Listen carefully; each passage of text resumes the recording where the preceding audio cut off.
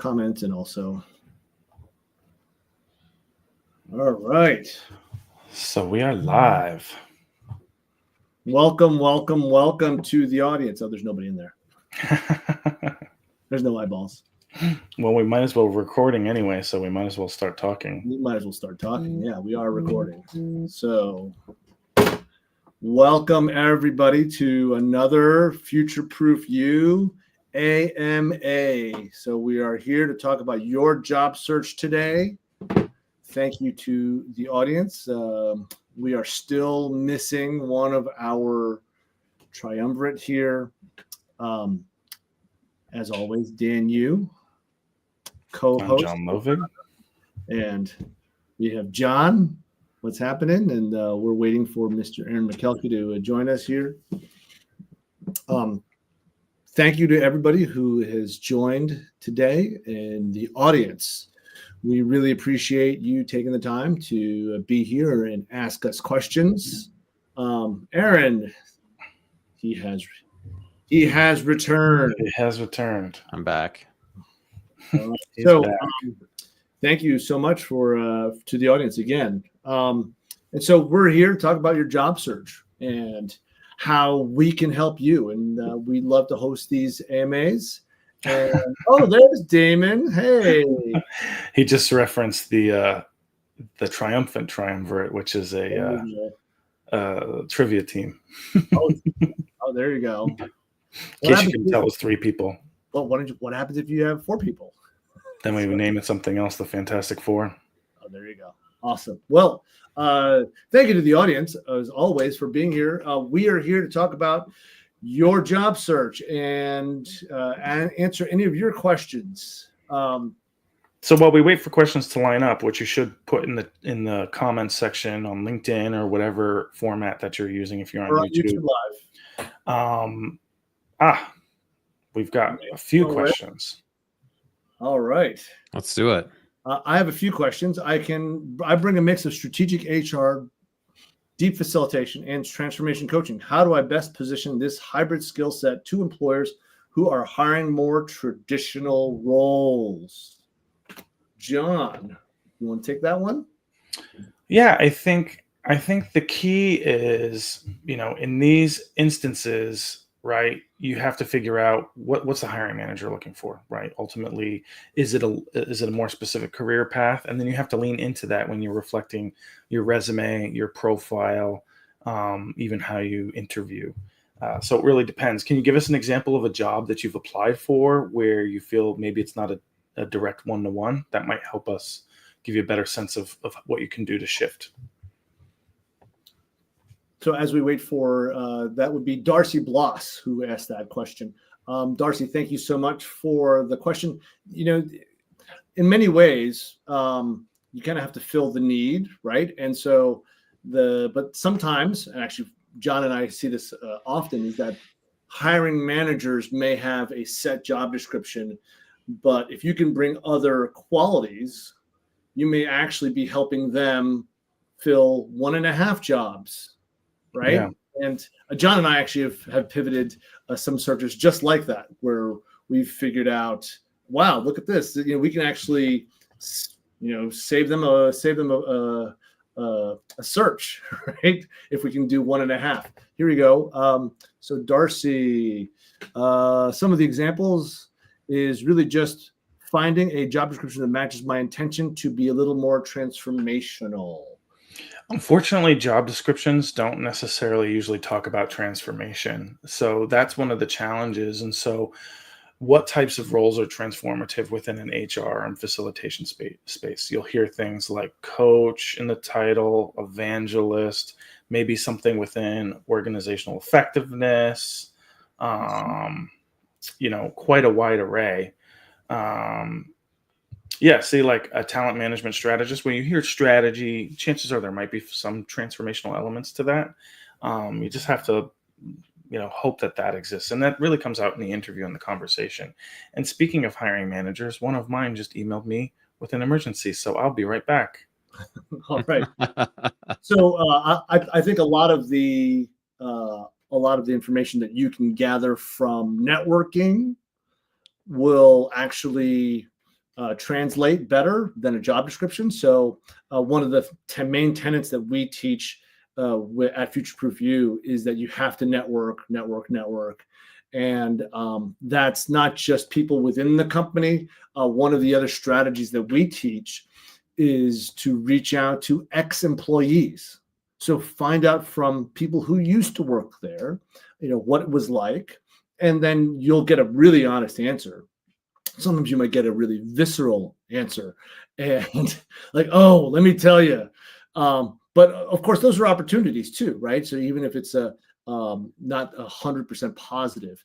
And the other thing about networking with ex-employees that you'll be able to get is you can get a direct cell phone number or email, and you can get a direct intro from that ex-employee. So the networking is just such a powerful way to understand some of the pain points that are going on at a certain company that you're targeting. Another strategy is that you can also reach out to journalists that cover that industry.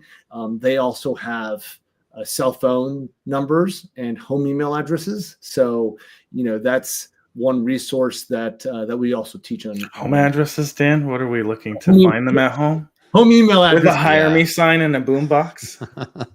Home email addresses. Thank you for the correction, John. So for the another comment is another question is, how can I identify organizations that are genuinely committed to conscious leadership and psychological safety beyond the language on their website? That's challenging. I think, again, that's going to have to be identified by, a conversation that you have with managers, and you got to look for news out there, but their site is usually the best reflection of that, or the leader themselves. You look for executive leaders. Do they post content on LinkedIn? Do they provide any insight into how they think, and do they believe in the safety and comfort of their employees? Absolutely. So we have a question from Milton Young. As a candidate, I've had situations where I reached out directly to a hiring manager to express interest or ask a specific question, only to be directed to the general application process and told my questions would be answered later. From a candidate's perspective, this can feel a little discouraging. So my question is, how can candidates stand out or build meaningful connections early in the hiring process, especially when direct outreach is often met with a generic response? So I just gave that one suggestion, ex-employees. I would also just say a peer. So someone who'd be a peer in the role, reach out to them before you reach out to anyone else. Try and tempt them to, hey, can we have a coffee chat?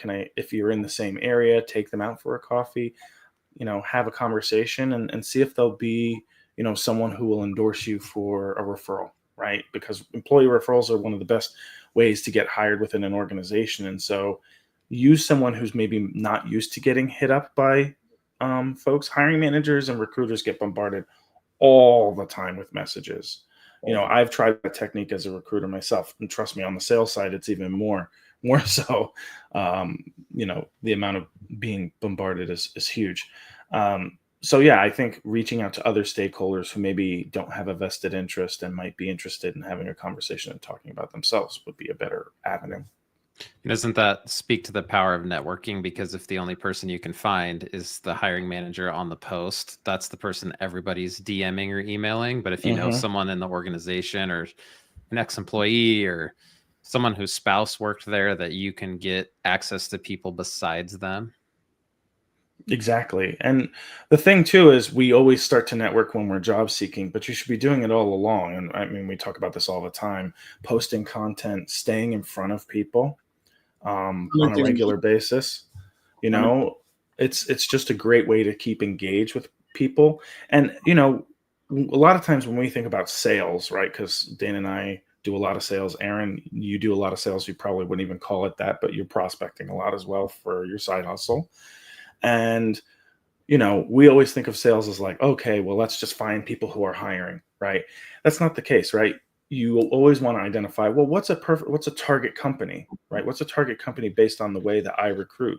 And so same thing as a candidate, what are companies you want to work for? What are your top 10? What are your top 15? What are your top 20? And then you build a networking strategy that's a long-term play, not a short-term play. Now, granted, you still need a short-term play for if you have a burning platform and you need a job, you've got to act quickly. But after that's happening, we stop networking because we act like it's, not something we need to do anymore. I got the job. And that's not the case, because you always have to be thinking about what's the longevity of my career. Absolutely. All right. We have a question from Damon Bassford. If a role is listed as easy apply on LinkedIn, but there's no contact info or hiring team listed below the role or on the company website, what's the best way to reach the right person or stand out in that kind of application? So I think we covered that pretty thoroughly. Are there any other ideas that you would suggest, John or Aaron? Well, just on the easy apply front, and I know you're referencing, Damon, a lot of times you'll see who posted the job. If you do, and we say this again, this is a regular tip that we give people, but if you see easy apply, go to the company website and apply there. Because easy apply doesn't guarantee you end up in their applicant tracking system, which means even if it's not just for this job, but for future opportunities, you might not be searchable by the company when they go hire for this again. Another question. What do you think are important to say in those DMs when you reach out? I think we talked about what not to say, right? That was one of our networking tips. Could I pick your brain? Maybe we should start with what not to say before. Here's what you should say in the DMs. Yeah, I think in a DM, we don't want to make it transactional. Right. Yeah. And I think that's a lot of the culture of today, right? Rightly or wrongly, that's just the culture of today. And when you reach out to somebody, hey, I want to pick your brain, that's a transaction. And it doesn't seem authentic. Hey, I want a few minutes of your time. Again, that's a transaction. We're also programmed to think of that as almost like sales. So immediately, I actually, funny enough, I had a candidate reach out to me today with a follow-up message. And I must have kept ignoring it, thinking it was a sales email because I've been getting so many of them. And it started with, I know things can get busy. And that's a very common sales line that people use. Yeah. And so my brain immediately thought it was a sales email. Luckily, this one time I read beyond that line and replied and said, oh, let's schedule some time to chat. She was inquiring about a job that I had posted, right? So I'm looking for people. I want to be contacted for the job. And so I was. So that, I think, is an interesting moment where you really think about, oh, I guess people, subconsciously are reacting to things that we're not even aware of. So think about your experience. If someone were to reach out to you, what would be the most effective way for you to respond? Absolutely. All right. We have another question. What are your go-to ways of exploring and finding those top 10 companies you would like to target? That you might look for? Any insights there? So looking for companies. We actually don't really talk about certain companies when we teach. We talk about industries. Yeah. We talk about growth industries. And we think that with growth industries, there's always interesting work to be done.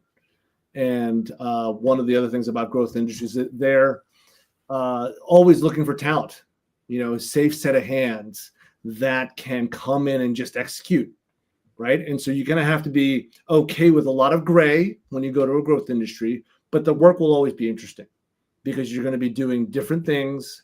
And some might call it, chief cook and bottle washer, right? You got to do a lot of different things. But that's what happens in a growth industry because they're looking for talent to take that leap and see if they can learn something new.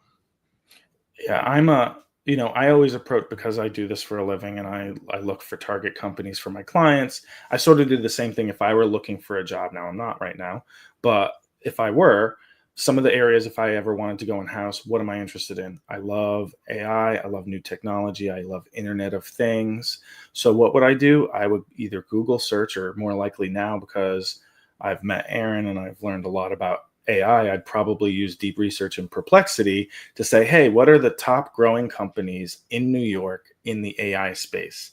And then I would use that list to look at the company website, and you can even tell it to generate company name and link to the website and why you think it'd be a good fit for me. You could describe yourself to the AI for it to understand why you're looking for certain companies, and it'll help you build a list yourself. And that's how I use it to build target company lists for my clients today.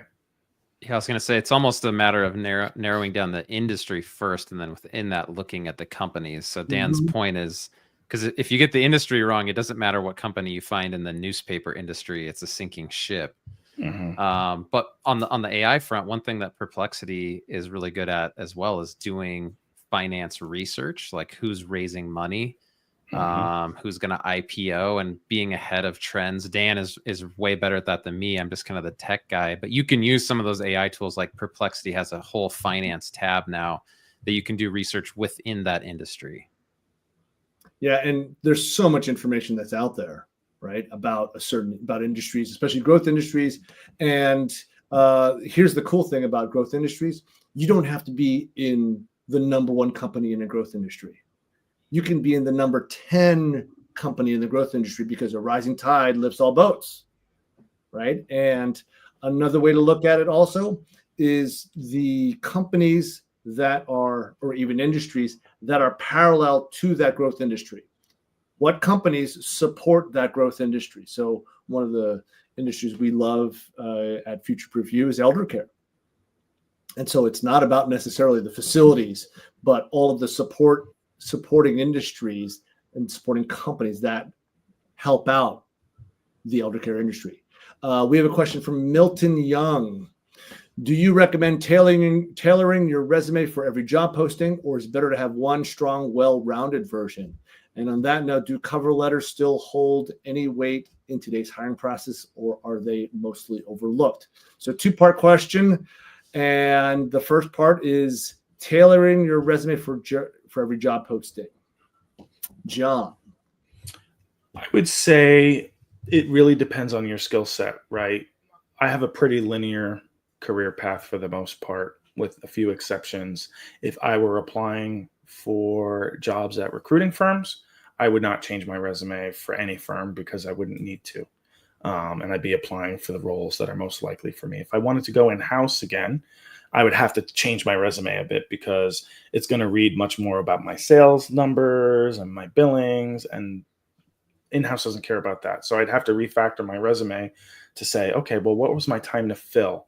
Where did I add value outside of just the end-to-end recruitment process, like some of the tech implementations I've worked on, or some of the process improvements? And so at that point, I might have two versions of my resume, one for in-house, one for not. Or I might tailor it based on, okay, well, what startups did I work with that are similar to the startup I'm applying for?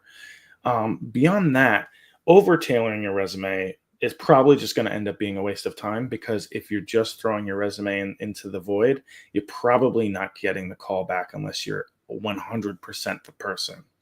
And that's just the reality of today's job market. Unless it's a really high demand role, people aren't getting the callbacks that they used to. And I've been hearing it from candidates day in and day out, with the frustration of how come people aren't talking to me, because one client's looking for someone who was an accountant within a digital streaming service to be an accountant for their digital streaming service. And I feel the same way about cover letters. I think AI is a real help for that. If you need to generate unique cover letters, you just give some writing examples of ones that you've written before, and then you tell it to tailor this based on the job description you upload, and it will help you. You could upload your resume as well, and it will help you tailor a better cover letter. And my word of caution is, I see a lot of people who say, just throw it into ChatGPT with the job description and say, rewrite my resume. And they don't proofread it, or have a Perplexity space or a custom GPT that's trained on their writing style. And you get this really inauthentic, what we call AI slop tone, that somebody's going to go, this was not written by a human, or it doesn't sound anything like their cover letter that they wrote, or how they post on LinkedIn when I looked at their profile. So that can be helpful if you use it skillfully, but it can also be to your detriment if you use it lazily.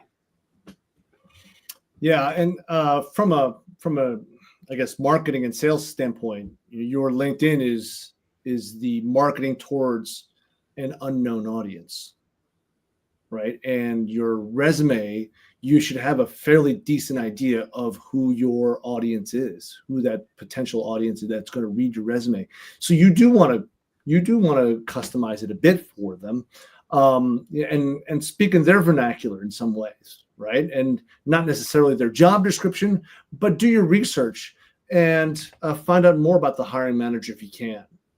And do they post their own content? Do they do interviews, right? Do they if they've done an interview and it's recorded on YouTube, learn a little bit about their tempo and their vernacular. I think that's important. We have a message from. How about the second part of Milton's question, the Oh, cover yes. letters? Yes, correct. Cover letters, right? I think it depends on the organization. If they're asking for a cover letter, you write a cover letter. I think it's a huge waste of time personally, but I'll have one that I will submit. Mm-hmm. It's not a lot of people do not read cover letters, to be quite honest. I'm more likely to, I like when companies include a why do you want to work here or some kind of question in a bucket that is different but shorter. Cover letters are so long and they don't really do anything except for when I was in-house, the only time I read them was when I needed to clarify something from their resume. That was it. So it's a good way to steer people if you're making some sort of transition. You can highlight your broader skill set and use that to guide them. But chances are it's not being read unless you have someone who's super thorough because we don't have the time to read them anyway. Are they being analyzed or scanned with AI? If humans aren't reading them, or are they just leaving that on the posting because that's what everyone else does and they're just totally worthless? They're leaving it. It's a default setting in every applicant tracking system. Yeah. I mean, ultimately, you want to present yourself, with a chance that somebody might read it. So then, what you're doing is the function of your cover letter. Everyone says, "Oh, you demonstrate you're a great communicator." I actually think you want to nudge the reader, right? That you sort of have an idea of who they are to certain parts of your resume. As John said, you highlight your skills, but maybe you want to talk about a cool story, that a cool accomplishment that you see that might be a fit for that company you're applying for. Go ahead, John. Oh, I was going to say, Judy has something that's a question that kind of tacks on to this really well. So I thought we would tag that, even though we have others.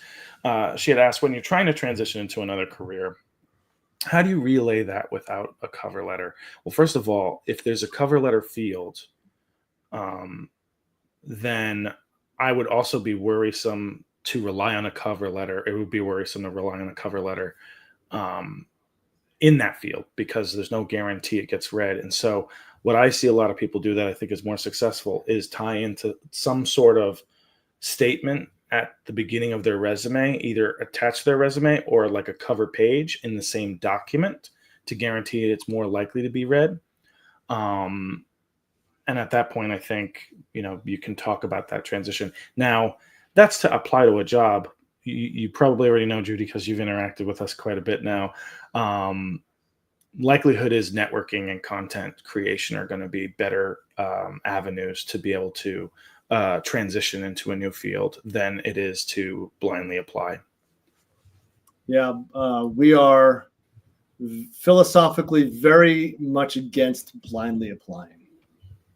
That's a waste of your time anyways. Dan calls it the opium of action. You sit there and go, I applied to 10 jobs, but you could have used that time to build your skills, write an article, network, ask somebody to mentor you or reach out. And I'm a big fan of using your content to show your skill set that maybe isn't on your resume yet. That's been a huge thing for me that imposter syndrome can make difficult at first. But if you listen to what Dan and John teach, like I have done the last year and a half, it can totally change the trajectory of your career.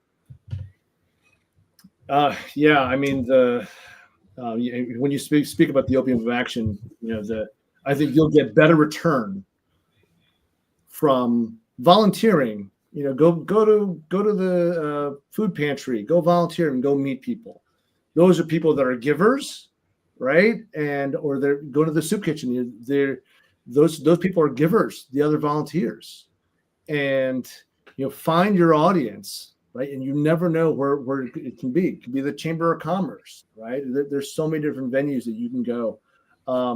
We have a question from the audience from Damon. Do you see companies and industries hiring more contract or consulting roles as a way to bring in talent right now? And would that be a smart strategy to stay active while looking? Well, I think it goes back to yes and yes. yes. And even when you land a full-time job, think about side hustles, right? Diversify how you make your money. We have, some of us have 401ks, right? Where we're not going to put it all into one stock. And so, my question is, why wouldn't you be open to that? Why wouldn't you have the opportunity to do a side hustle? You don't need to rent an office anymore. You need like a Google Workspace domain and maybe an LLC. Not even that at first. Well, and I think Damon's not even referencing that as a side hustle so much as, is that a good approach to do while you're looking for a full time? And I think I did that myself. Dan has done that before too. I think that the fear that people have with contracting is they'll get stuck contracting. I got to contract and do a really cool project that I can speak to now with a level of certainty and assuredness that helps when I'm talking to people or if I were interviewing. And so I gained something that I probably wouldn't have gained if they were trying to hire someone full-time to do it, because they wouldn't have hired me. But because it was the contract, they hired me, and now I showed them that I can do something. And so it's a good way to build your skills. But it's also, we have this fear of, it has an end date. Nothing's permanent. We call full-time job, I call it full-time job instead of permanent, because there's no such thing as permanency anymore. Companies don't keep people around for 30 years till retirement and the pension, and you can feed your whole family on one salary. It just doesn't exist anymore. And so we can't be stagnant in the way that we do things. We have to prepare and be ready to just make a jump if we need to. Absolutely. We have a question from the audience here. What's a good way to let people know you are looking for a job without posting an open to work banner on LinkedIn because you have a job already? Great question. We're all open to work. John said he's not looking for a job, but I am sure there are some offers that if they came into his inbox, he would consider them. He's just not actively seeking them out. And I think we're lying to ourselves if we think our bosses don't think we're open to work if it came from the right place or at the right time. Well, I think the question that the audience is asking here, what's a good way to let people know you're looking for a job, right? Go ahead, Dan. Actually, sorry, I was going to. It's networking. Yeah, you got to network, and you have to build your personal brand over time, and that takes content, right? And it's all around where you want to go, right? It's all about future stating yourself, right? Where would you like to be? And be that person publicly, because that's way more interesting than where you are today or where you came from. It's just, that's really not that interesting to the audience. And if you're trying to let recruiters know, there is a way to toggle an open to work that only recruiters will see. And for your peace of mind, there is a term of service that once you use that open to work filter to filter on people, it makes you declare that you will not use that to notify someone in their current company. And I would imagine there's probably legal consequences for if someone did that.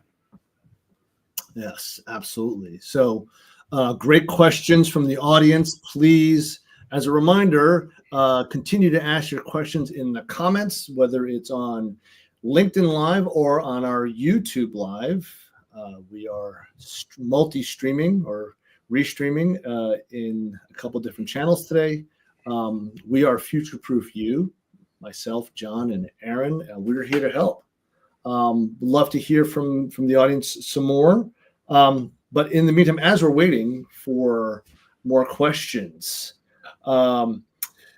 we, of course, everyone's talked about the impact of AI, right, on jobs, on tasks, right, rules-based tasks, and we've seen changes just even recently, right? So Meta made a nice big purchase recently of a big stake. John, you want to talk about that? Yeah, so Meta just recently they made a 49% purchase in OpenAI. Not OpenAI, sorry, Scale AI, which has Outlier. And so they are using Scale, which they were using as a vendor before.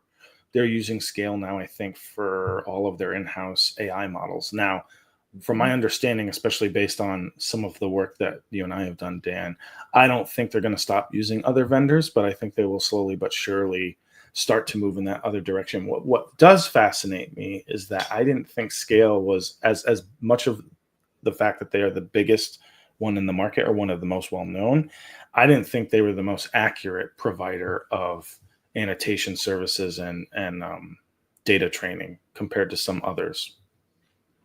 Yeah, that's a huge industry, right? So, we're training the AIs to be better, right? And and you need a human to do that and correct, where, and it can be something simple as just reading the caption that might be written, on a meme, or it can be on the lookout for, 6 fingers and 6 toes, type of thing. Another question from the audience. In your experience, what are the biggest differentiators between candidates who land roles quickly versus those who stay in limbo? That's a good question. John? Like any good psych major, I will follow that with it depends.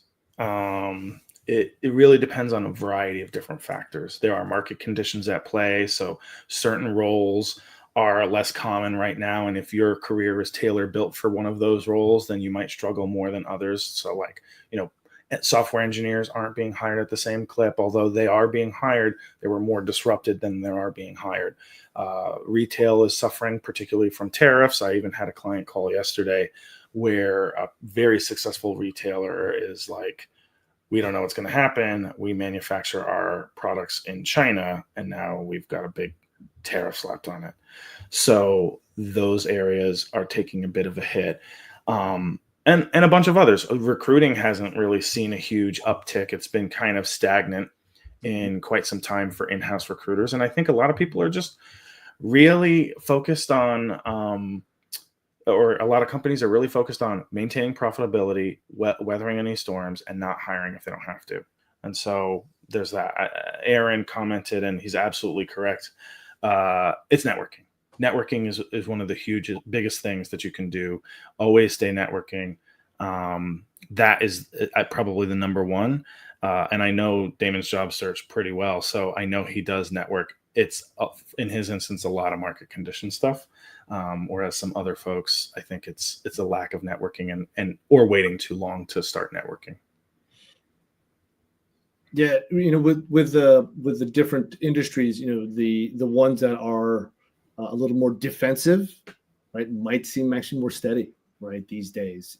Beverages, utilities, right. But that's why we always suggest here at FutureProof You, go to growth, right. Yeah. We know that there's a massive shortage in healthcare. I thought you were going to say schmassive.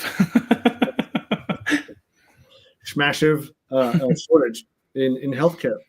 Yeah, I wouldn't be applying though to universities right now, especially Ivy Leagues. I wouldn't be applying to federal government. Yeah, I mean, there's now, of course, there's always the overfire and then overhire. You kind of rubber band whiplash effect. But why wait? Why wait for that to happen? Get after it and get to those growth industries. So, yes, network.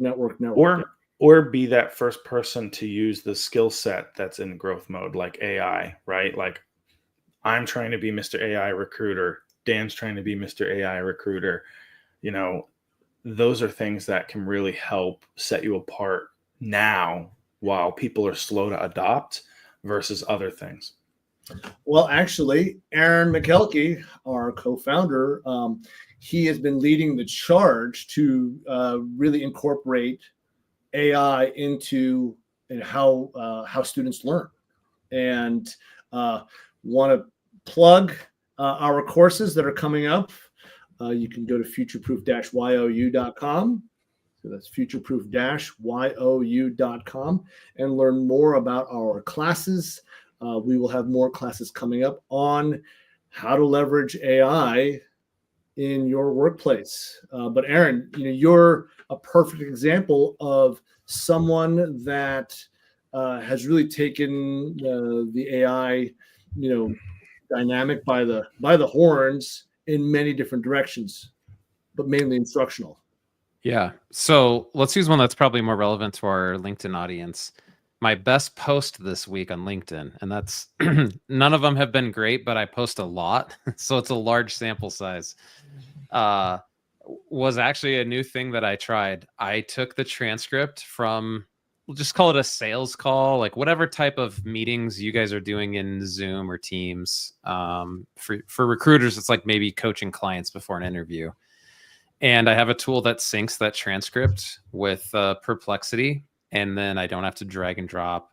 But the point was, I went in and I queried the AI tool, and I said, based on this transcript, come up with 5 ideas for a social post that's about what we were discussing, but depersonalized. So don't name the company or the person who was pitching me.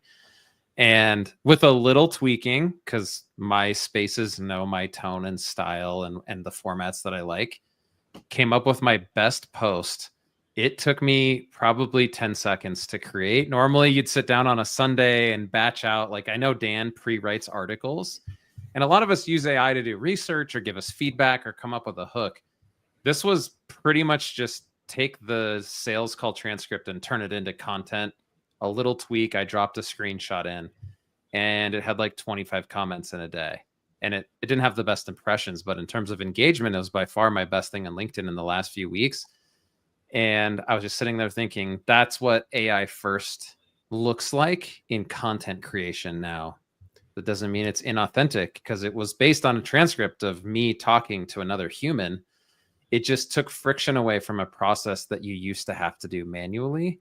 And one of the things I'd love the audience to chime in, if your workplace or your manager has brought this up with your staff, is are you seeing a push to become an AI first company or an AI first department? I know John, and I'm sure a lot of our LinkedIn audience knows John, or at least follows his content. He's an AI first recruiter, because his brain basically goes, how could we use a tool to speed this up or do it cheaper or do it better or make it more personalized? And I think part of why his company liked to work with him is he brought that in addition to all of his other skills he has as a recruiter.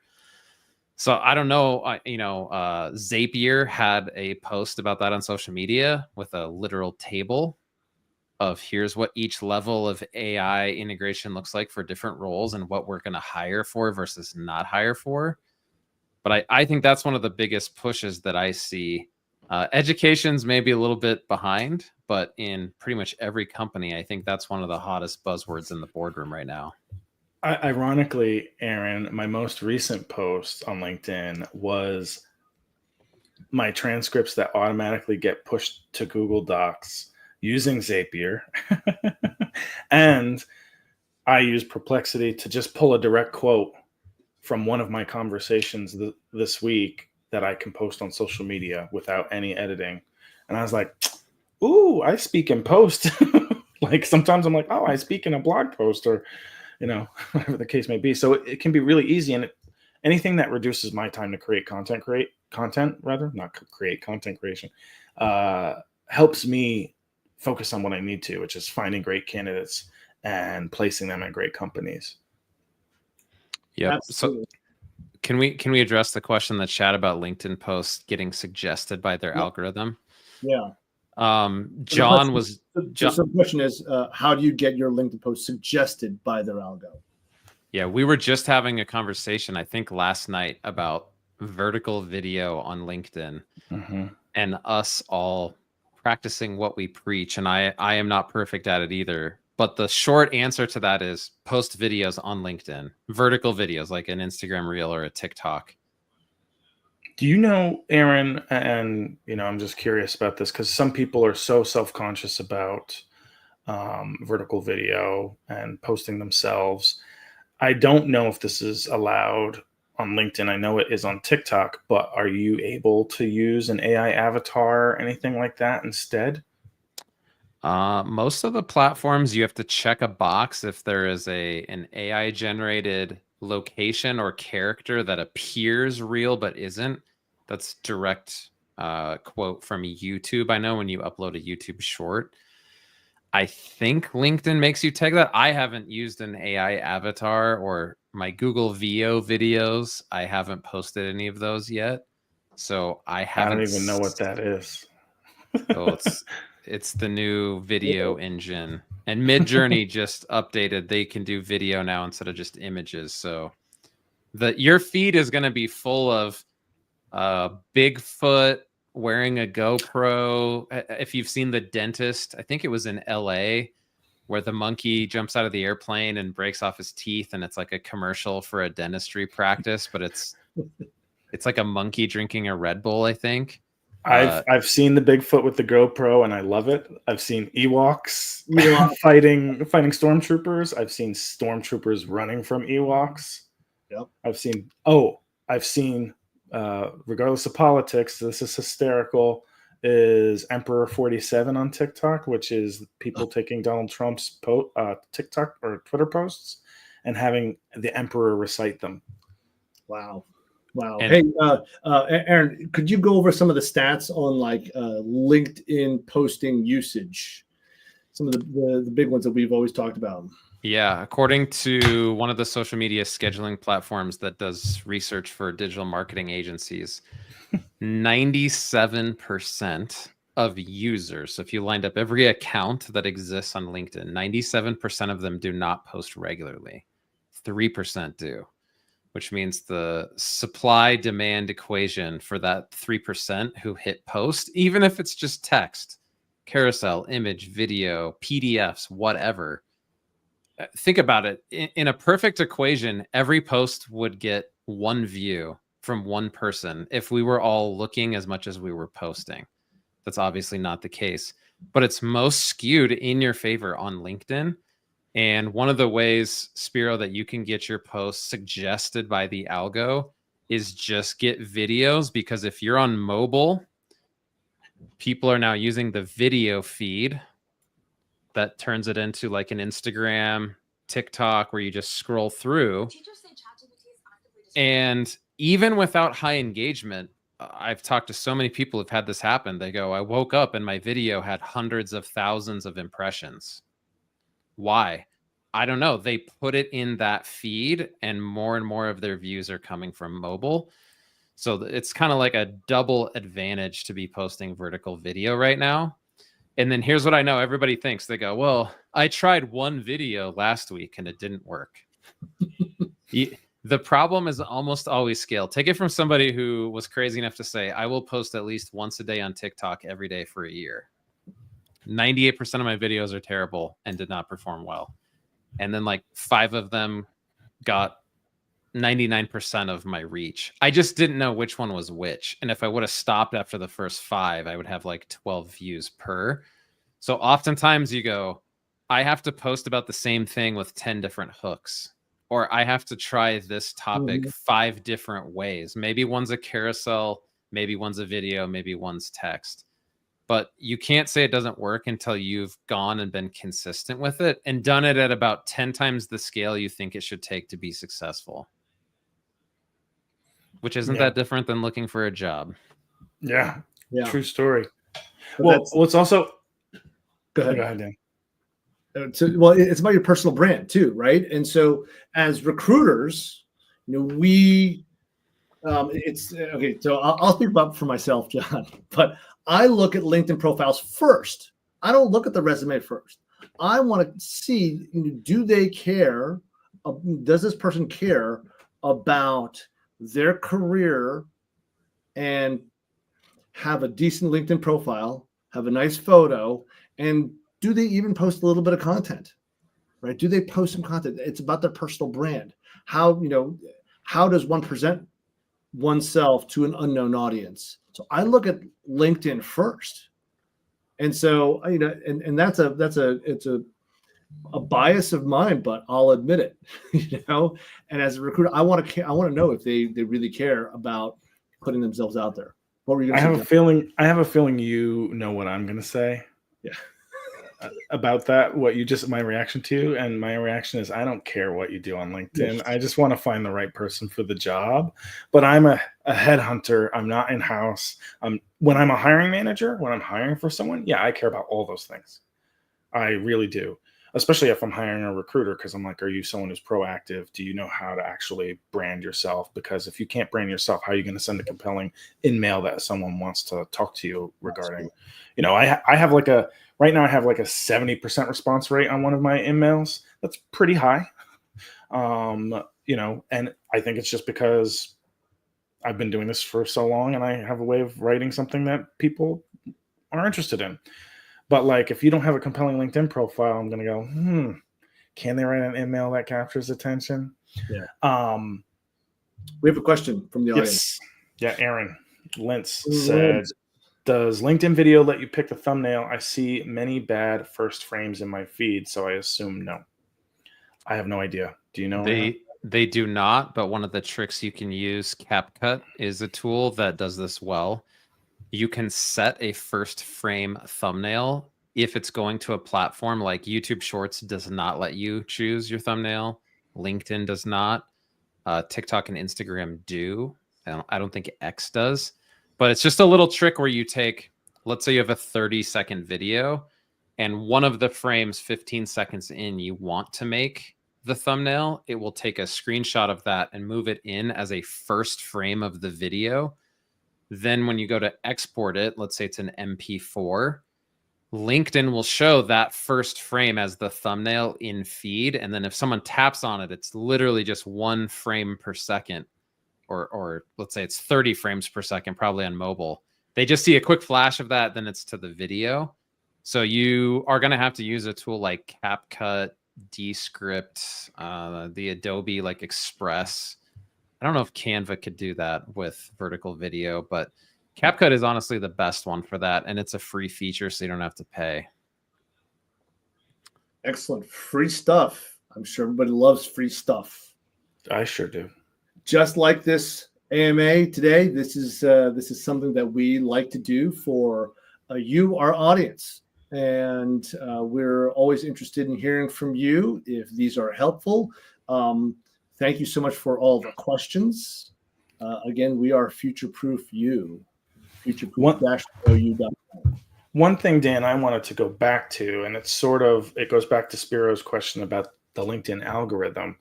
It's a very mysterious beast, right? We've all noticed every once in a while, something we posted a year and a half ago will just start to blow up for no reason whatsoever. Right. It likely has to do with what people are searching for.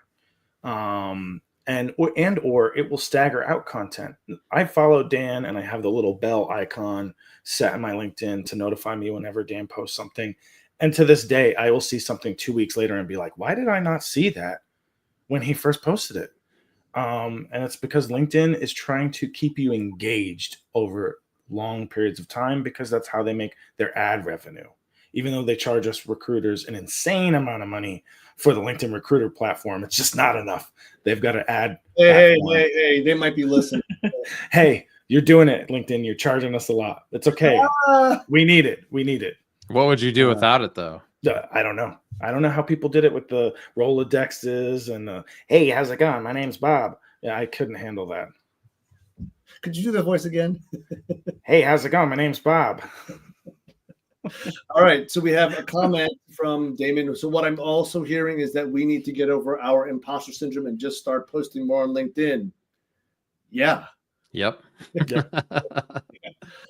Question from Spiro. Why is there such a huge amount of crap suggested, though? Are these boosted?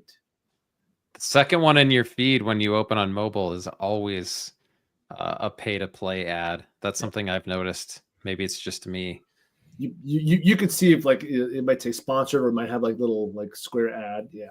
It'll be, so say top post to someone I follow, second post every time without fail, suggested, and it's a company, not an individual creator. That's Open AI for Business, and it says promoted underneath. I think the other thing too is,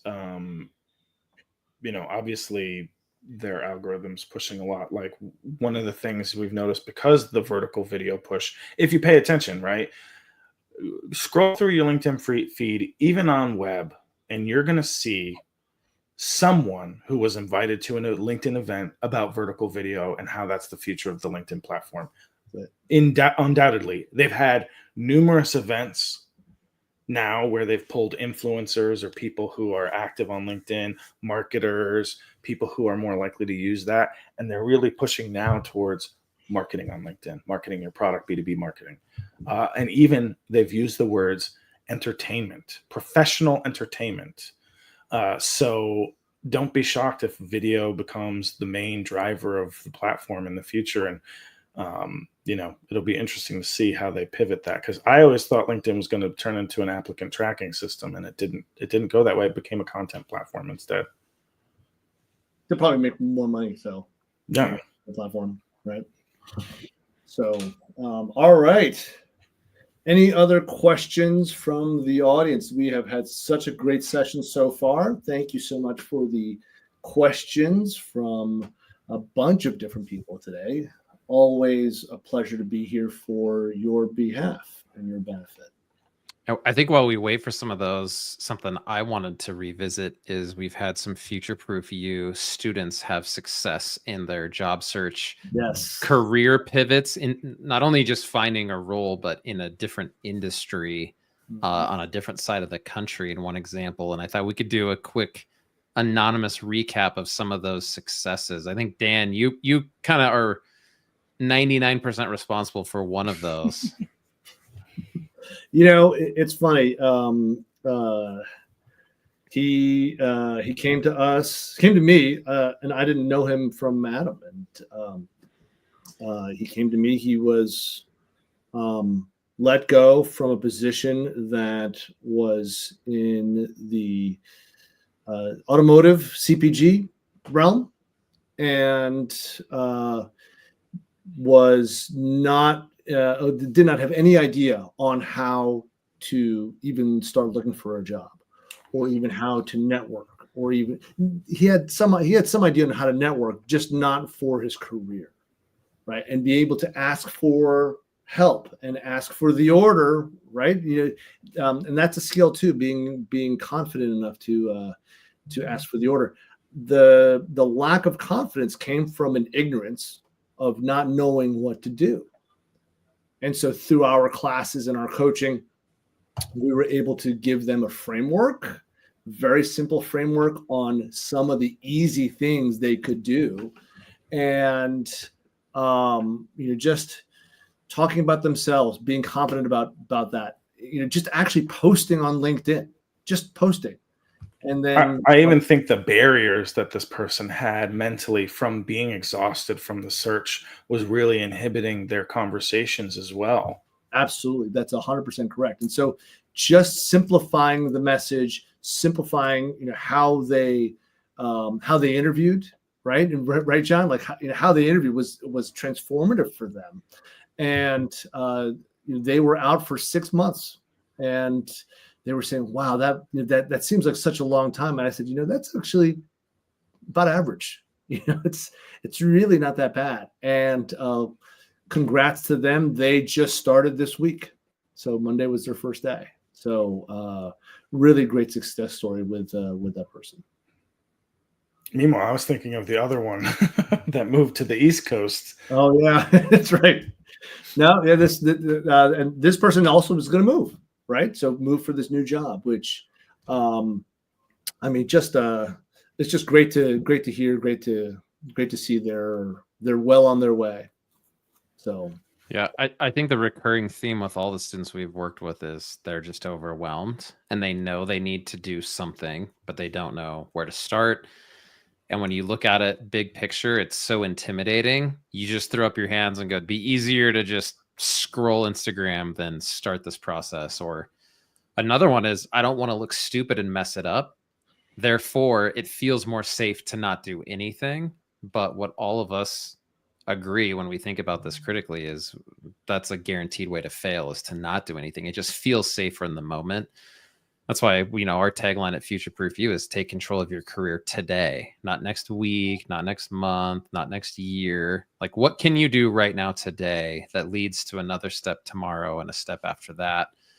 And that's something you guys have taught me, Dan and John, is just, you got to take little bites, but be strategic about the direction that you're working towards.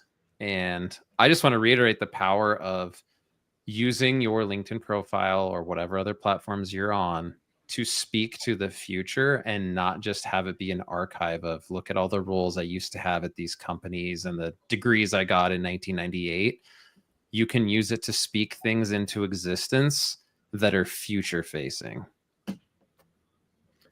Yeah, and match that with growth industries, right? And I mean, the future of you is way more interesting to somebody that might be hiring than who you used to be. It's just how it is. But John, do you have any other examples of success stories from our classes? Yeah, I have a from our classes specifically. I mean, I hear from a lot of people some tidbits and things from our interview course that they've integrated into their process and have been seen a lot of great dividends from that in terms of the responsiveness on the other side of the table. Because let's face it, when you get to see everyone's mistakes, you just happen to learn a lot more about what not to do and how to do the right thing than when you interview once every few years. And so, I get to see everybody fall on their face, or people succeed, and I get to see the difference between the two. It's also my favorite thing to talk about, because interviews shouldn't be scary. We make them scary because we're afraid, but we don't have to be afraid if we're confident in who we are and how we approach a conversation with another human being. Yeah, interviews are, and we teach this in our classes. Interviews are just a meeting, and it's possible that there may be a business transaction that comes out of it. Right? There's supply, there's demand. If you can both agree, to learn more, great. Next round. You can both agree to learn more, even more. That's the next round, and you are hopeful that there's a transaction to be made, but it's really, that's just that. Right. It's a business meeting. And for most of them, there's no real takeaways, right? Like homework for most of them. I think too, what's the difference between an interview and any other conversation? It's structured around something specific. But if you're sitting on a plane or you're sitting at a bar and you meet somebody and you have a conversation, your barriers are down compared to an interview, because you're not creating a power dynamic, because the other person is making a decision about you. But people are making decisions about you all the time, whether they like you, whether they want to keep talking to you. And sometimes they might say in an organic conversation, oh, what do you do? Oh my God, I'm hiring for that. You should come in and interview. Those things happen. It doesn't happen all the time, but they do happen. I have a group of friends, a bunch of them are looking for jobs right now. And so we'll start talking, and then some of them are both in the same kind of industry and role. And so they're throwing ideas at each other. They're referring each other to other jobs. And it's like, this is a personal connection we've made that has now become a business connection. It's just not as frightening, because you don't have the context of, I'm sitting across from a table or across from a screen, and at the end of this, they're going to say yes or no. Yeah. And so to our audience, we have downloadable classes, and we just talked about interview skills, and we have John's favorite class, Ace the Interview, that's available for download at futureproof-you.com. We also have networking at scale with content. So really talking about what we've been really emphasizing this whole conversation is LinkedIn. Use LinkedIn for scaling your networking. So networking at scale with content, another downloadable class. And we also have Career Pivot for Educators. We know that's a topic that's near and dear to your heart, Aaron, being an educator yourself, and seeing both your brother and colleagues look to make a pivot, and your brother actually executed, and that's the other person. So we just kind of named him, but yeah, that's that. I think those success stories they're out there. Yeah, and some lurkers that shoot me phone calls and DMs occasionally that listen to the podcast or follow our content on LinkedIn or your guys' individual content. Yeah, and start networking. I think the best return on investment of your time, if you're tempted to go do the easy apply button, which I have been guilty of, and it was not fruitful at all, is rather go through your contacts in your phone. And instead of saying, do you know someone who's hiring for a digital marketer or whatever you're looking for, reach out to people instead of as a transactional thing. Just say, hey, we haven't talked in a while. What are you up to? Anything cool you're working on?